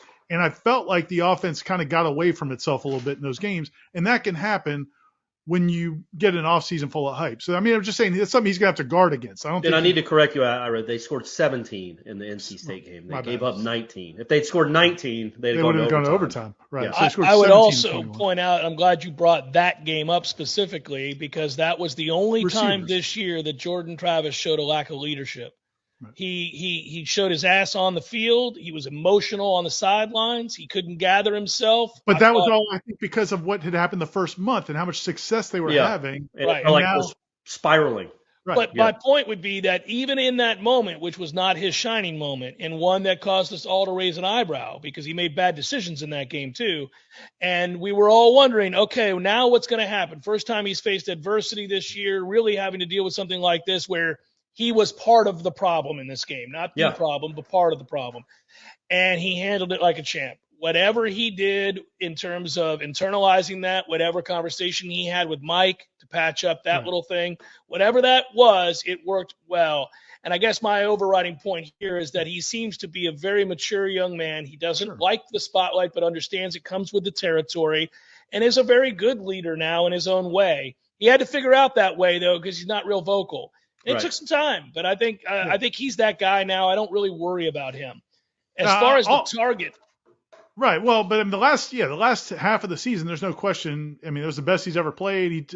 And I think going through that helped him refocus on what gets you there. But that's the thing, when you have success, the challenge then is not feeling like you're going to always have success, but constantly sticking to what you do and improving. So that is going to be the challenge. So my point was, I don't necessarily know it's going to be because opponents look at them differently, but now Trey Benson's going into a year. Trey Benson went into this year knowing nobody thought anything of him, that he was an afterthought in that group that came in. Well, now he's coming off of a big season, and he's going to get a lot of hype. So all these things are just different. If Trey Benson comes back, which we think he will. Cross our fingers that he does. He's really good. As far as the expectations, one other thing, this is a nuanced question. Look, as good as none as 3 felt and was, they didn't win anything. Right. They didn't win the division. They didn't play in the conference championship. They got a lot to be focused on. They still haven't won anything. They just finally had a winning season. The games that really, really mattered, they did not, play that well. Yeah, other than the rival. They didn't really play all that well against Florida defensively, but at all really defensively. But yeah, you're right. When they had a chance to really make it a special out of nowhere playoff type season, they lost 3 in a row. So yeah, they still got a lot to prove. High Plains Drifter, who, by the way, quoting a great Beastie Boys song, asks this question: how many transfers can a team take each year? Is there a cap like in high school recruiting, or are they just allowed to fill up to 85 scholarships? It's to fill up to 85 scholarships, is it not? Basically, but you can't bring in 100 either. I mean, you know, that's more than 85, so you can. That's why you can't. Yeah. But that was a weird answer. You can't bring in 50, I don't think. Why not? There's a lot of things that are relaxed, but I don't think it's to that level, from my understanding. But there's not a cap necessarily. I was thinking about that with Dion, but I was also thinking about that with Norvell. If he has 14 guys that leave, can he not go get 14 transfers? I think he can. On top of the 20 recruits he's bringing in? Yeah, I think they're relaxed. I'm not going to tell you a definitive. I just don't think you're going to see teams going out and getting 50 players. I think it's unlikely as well. I just do think it's a different deal. I mean, we're all watching now, and as these coaches start to decide how they want to configure their rosters, you're going to see weird things. I know that there has been one coach already who had an entire class, maybe it was at a small school that was only transfer portal kids or something like that at once. It's already happened once. One small there you go. school. It's like the guy that always goes for it on fourth down. There's going to be a coach that every year just resets the roster with there's just a guy who's like, screw it, you're all out. But you're gone. Next group. But the overriding issue for Florida State, whatever that rule is the 85 is the limit. And Florida State's issue is not going to be their issue is going to be finding space for all the players they can bring in. They're going to sign probably in the high teens to 20 or 21, and then you want to bring in several transfers. You don't have space on the team in the 85. So that's going to be for Florida State's purposes, the 85 is the most important number, and it's they're not going to be able to sign unlimited transfers. The way today's NFL is played, I think Charlie would have been a top 10 pick in the draft and would have had a tremendously successful career, writes Keith. Well, we talked about that a moment ago. You compare. I tried to compare him. I kind of compared him to Manziel, which isn't a great comparison for what he did in the NFL. But Kyler Murray, Kyler Murray's shorter than Charlie Ward. Kind of similar. Played in a similar, shotgun, fast break type offense. I think Kyler Murray probably has a better arm than Charlie did. But look, nobody had ever seen really anything like what Charlie and Florida State did. They talked about it, like how novel it was to just be in the shotgun the whole game. Are you kidding me? Now, imagine just seeing a team in the I formation the whole game. You'd be like, what is wrong with this coach? What's going on here? Like, that's how rare it was back then. But also imagine Charlie with a back next to him doing his own read.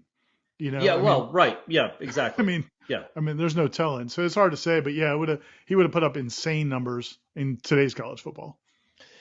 Tough to talk about FSU hoops. They started 0-1, but have some slight progress. They started way worse than that. How many ACC wins will they finish? Oh, he means in the conference. Okay. How many ACC wins? Okay, Go to that Louisville game. Go to the Louisville game. Yep. It could be historic. I was just about to say that's what you're going to have to do. You're going to have to just rally the troops for the Louisville game. We're not going to speculate on the other ACC games. I asked you guys, and you laughed at me, and I thought I had set the bar low, but apparently not low enough. I said, what did I say, 7 or 8 wins on the season? You go 8. I thought you said 10. I thought you got them to double figures. But I will say this. The fact that they, I think, either led Purdue or were down by 2 at halftime to Purdue and then led Virginia at Virginia. We're in the game in the final minute. That's not what we had been seeing the first month, man. They were getting blown out by everyone. Yeah. So they had found something. They were playing better and more competitive. Cleveland was starting to play like the guy we thought he could be. And then their best rebounder and their best athlete is now out for the year in Cam Fletcher. So great. Now, Baba Miller comes back in 5 games, finally arrives in 5 games, but that shouldn't make that much of a difference. Cam Fletcher, he's also probably the most competitive kid on the team, at least in terms of the effort he gave in every situation. That's really a bummer, man. Jeez. And it's not just he's their best rebounder. He's maybe their only rebounder. He's their only willing rebounder. Until this last game, Cleveland had 10. And I'm like, maybe the message finally got home to my guy. He was actually rebounding on the defensive and offensive glass. Maybe he's turned a corner. But, yeah, it's going to be a long season, clearly. But I think just the effort they gave against 2 very, very good teams leads me to think they could get to 4 or 5 ACC wins. Well, you get Louisville twice, you get Georgia Tech. You always beat Miami. Now, that streak is in jeopardy, gang. You've won 9 in a row. You're Platinum Bohica. It's going to be a tough one. I got news for you, Corey. Yeah. I'm so damn sad by this development. I can't have all the years for everything to go south, to have Ham have the stretch of the worst injury luck in history and then get screwed by the NCAA. This is about to be a Platinum Bohica, guys. Yeah. But what's nice, though, is that the Taylor Swift fans are suing Ticketmaster and their parent company. They're not suing her. Like, they're not mad at Taylor because this isn't Taylor's fault, the whole ticket debacle. So they're suing Ticketmaster, I think, and just the parent company. Right. So that makes you feel good. Nicholas writes, question about playbooks, gentlemen. With the portal and folks going everywhere, how does a coaching staff protect a playbook and the language around their plays? I am thinking specifically of the 13 championship and signals being stolen in that game. How does a staff prevent that nowadays? That's a great question. It is a great question. I actually just asked somebody this question last week, just randomly, that he thought about How it. about That's my man Irish fell lead the way. Kelvin could have been like, John Franklin's singling in our plays. John Franklin knows our plays. John Franklin the third. And I don't have all the details, but basically what I was told is, yeah, man, it is a huge concern at college football programs everywhere, especially because of the transfer portal.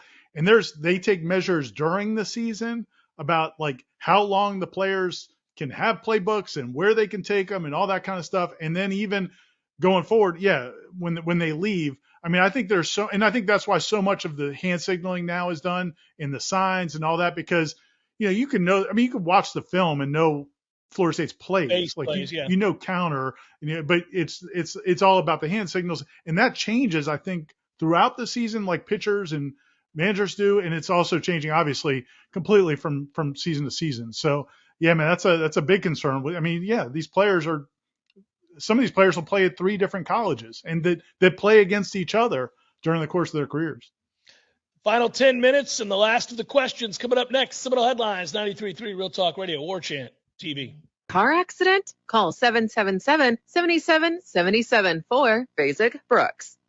Your body is a masterpiece designed to heal itself from within. Learn how to maximize your health by tuning in to Phenomenal Health with me, Dr. Ryan Finn. Saturdays at 2:30. Experience true health today and call Finn Chiropractic at 386-7700.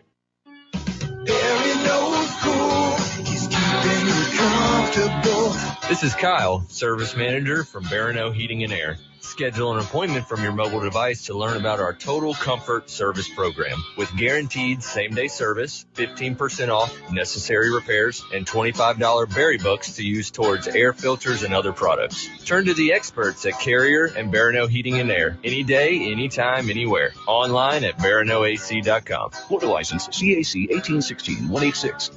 Life is stressful. Dinner shouldn't be. That motto is why Register Sausage has been doing business in the Florida Panhandle and Lower Alabama for over 75 years. A proud sponsor of Seminole Headlines, Register Sausage always provides the best Southern smoked sausage to over 140 grocery stores and restaurants throughout the Southeast. Headliners have discovered the Register's difference. You can too. To find a store that carries Registers near you or to buy directly, head to registermeats.com. That's registermeats.com. Register Sausage. Yay, sausage! Seminole Headlines returns now. Head to YouTube and search for Warchant TV today to catch the show live or on demand. Now, here's Jeff Cameron, Ira Schofel, and Corey Clark. With so many sports books to choose from, you need a platform that makes it simple to bet and win like MyBookie. MyBookie has a huge selection of odds, props, and contests for all your sports betting needs, anytime, anywhere. Stream games and live bet while you watch so you can turn game day into payday with MyBookie. Sign up free today. Use promo code WARCHANT and claim a half deposit match of any amount up to $1,000. That's promo code WARCHANT to claim your deposit bonus and give yourself the competitive edge. When you play with MyBookie, you're not just betting, you're joining the winning team. Bet anything, anytime, anywhere with MyBookie. You know, guys, I don't know that you think about it when you're driving around, running errands, perhaps playing in bed at night, but every now and again, it would warm my heart to know that you think, ain't nobody can do an in-show promo read like my man Jeff Cameron. With fake money running down on the screen. Just unflappable. Right. Even if I thought it, I would never tell you that, though. I know. Yeah. Corey and I talk about it from time to time, though. Yeah, but we would never let you know that. Wouldn't let me know. Okay, that makes me feel better. At least I know it's been bantied about before on long road trips. Right, of course. Yeah. This will be a shorter road trip. It might not come up over to Orlando. That's true. It's good. Not as much time to let that wash over you. Bob writes, hello, my little downtown Disney for that ass. Huh? There we go. All the fun. So Bob writes, hello, my friends. Hello. It's good to be a Seminole, but please answer this question. Bob's tired of me glossing over his questions, guys. Okay. I think he feels like maybe I've skipped him a few times. How the hell does a mediocre Carolina team get to play in San Diego against a solid and well-followed ranked Oregon team in a primetime night slot, and FSU gets shoved to Orlando against unranked Oklahoma? That's right, Bob. Well, that is well, right. I think Bob might be biased because I it's in his neighborhood. I don't care that Bob lives an hour from that venue. The Yeah. fact is, Bob, you're right. That is a screw job. Nobody wants to see fat what's-his-face down on the sidelines at North Carolina while eating a ham sandwich and losing another football game, which could happen at the Holiday Bowl. It's just not. Drake May, little shine off that star, old Drake May. Well, I like Drake May, but that's not been a great 3-game stretch there. The answer is the ACC, the Champs Bowl. What is it called? The Cheez-It Bowl gets first choice, and they wanted Florida State. They did not want Holiday Bowl does not get first choice. And Florida State wanted to be in the state of Florida, and so I do think if they had lost the Florida game, I think there's a good chance they would have gone to the Holiday Bowl. Oh, they won.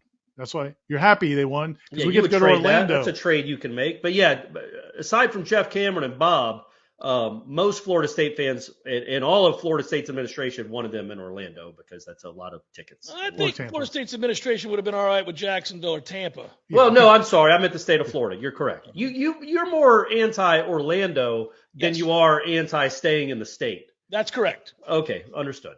Yeah. Well, that's because his focus is on Orlando. His focus was on one of these other municipalities that we love so much. He'd be ripping Jacksonville. Yeah. He'd be ripping Tampa, Correct. shady Tampa. Sean wants to know over under 11.5 wins if everybody comes back. Under. Yeah, that's a lot, man. How many teams had over 11 wins this year? 2? By the way, congrats to Stetson Bennett on getting invited to New York City for the Heisman ceremony. Well earned. Am I allowed to say who I didn't vote for before the results? Yeah, sure. I think people might think that Georgia grad, Georgia fan. No, but you have Heisman voter, but I did not. Well, he's not the best player on his own team. It's not all that close. Not close. So that's always a little bit tricky for me. So you don't have to justify that vote with us. Correct. Yeah, you're right. So Nathaniel Hornblower writes, while I know Orlando wasn't the pick, I bet Jeff is pumped that it's FSU versus Oklahoma. As an educated sporting man who also follows OU closely, how do you expect us to attack and how do you expect us to be attacked? Is their QB now healthy and does he have a pulse? And if so, exactly how worried should we be? Okay, well, this is all good. We can attack any way we want, Nathaniel, because Oklahoma is dreadful on defense. Whichever avenue we want to take to score points on Oklahoma is the right one. Yeah. They don't make stops. There are no wrong answers. No, you're going to end up at the same destination, the end zone. It's okay. It's all right. You're good to go. It's like when you put in an address on your GPS on your map, and there's 3 different ways to get there. There you go. Yep. So I'll take the fastest. Although in this matchup, I take no highways. In this one, I would not take the fastest route to the end zone, just knowing that I'm going to get there either way. I would keep their offense off the field because that is the only chance Oklahoma has is if, in fact, Dillon Gabriel's feeling good and throwing the ball around the lot and cares to be there, then maybe there's a chance that that game gets interesting because I don't think Florida State's defense is dominating. So I suppose if you have a couple empty possessions, it could get interesting. But an early prediction is that it's not going to get interesting and that Florida State's going to win this going away. Yeah, I think, some people are getting excited about the idea their running back is not going to play, which is good. I mean, he's a 1,300-yard rusher. Mm-hmm. It's good that he's not playing. It's good that their offensive tackles are not playing. Those are 3 really good things. But Jeff Lebby's a really good offensive coordinator. Dillon Gabriel can put up points. I mean, I think they're going to score some points. But, yeah, Florida State's favored by, I think, 7.5 right now, and I think that number probably will go up, I think, as it goes on. I saw 8.5. Stoops' Bob Stoops' son is one of their leading receivers. Mm-hmm. Yeah, they've got – listen, offensively they have talent, and we'll have plenty of time to talk about who this team is. I've watched them all year long, maddeningly so. But they can score. They can score. They just don't stop a lot of people from scoring. And they have bouts where they don't score. So it is a weird sort of team. What is the latest on the on the football only facility, writes Mark? Are they going to start on it this offseason? More importantly, who gets the naming rights? Is it Birch Orthodontics or Register Sausage? Great question. It really should be. They should co-brand it. Or Ken the Carver. Ken the Carver. Maybe he could carve them a football facility. You can have all of those sponsors there, guys, with a picture of the 3 of us with Seminole Headlines over the top. It's not a bad play either. The building. It is. I talked to somebody yesterday. There's still plan still is to break ground on December 17th, which is coming quickly. And so that's the plan. I don't know that like after they do the shovels and the golden helmets and everything, that they're going to be bringing bulldozers in that day. But the plan is to start pretty soon and have it built by the summer leading into the 2024 season. So for the next 18 months or more, they'll be doing construction around there. But that's the plan, and they're going to break ground on the 17th. Michael writes, as we witnessed Clemson being atop the ACC for most of the year and for most part cannot sniff the playoffs, how does this bode for us as we try to win the ACC next year? I know there's a lot of unknowns, and Clemson did make it into the top 4 at one point, but they eventually faded as others jumped over them. Hey, it could be worse. I heard Lethal Simplicity is coming to Colorado. Well, Michael, Clemson lost a second game. Yeah, they're in the play. I think they're in the playoff if they don't lose. If they beat South Carolina, they're in the playoff. Yeah, they're in the playoff, but they lost a second game, and so it's not Clemson that got overlooked. So did Alabama. They too lost a second game. So look, don't be out here losing 2 games and expect to make the playoff.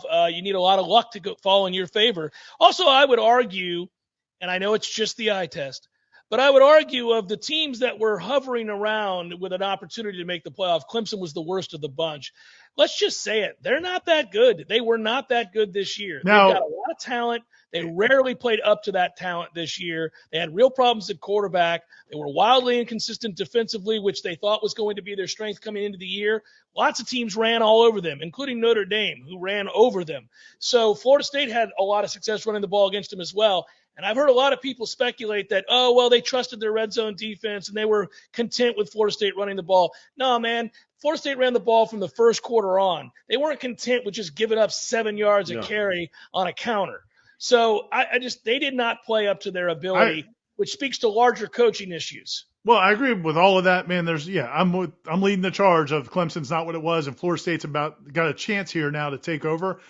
But we also saw the last 3 quarters of their ACC championship game, and with finally putting DJ on the bench, now that can reinvigorate their whole Without team. question, they have a real quarterback now. And yes. so that's a concern. The other thing, it kind of stinks, right? Going into next year, we're all happy they're getting rid of the divisions. That's great. Except if you beat Clemson in the regular season, there's a good chance you may have to play Clemson again in the ACC championship. You're looking at it wrong. If you lose to them in the regular season, Ira, you get to play them again in Charlotte. But what if it's the other way, though? That would stink. You'd have to beat them twice. They only had to beat you once. Ira, that's what it's going to be. No, man, what'll happen is you beat them in Death Valley, let's say 37-7.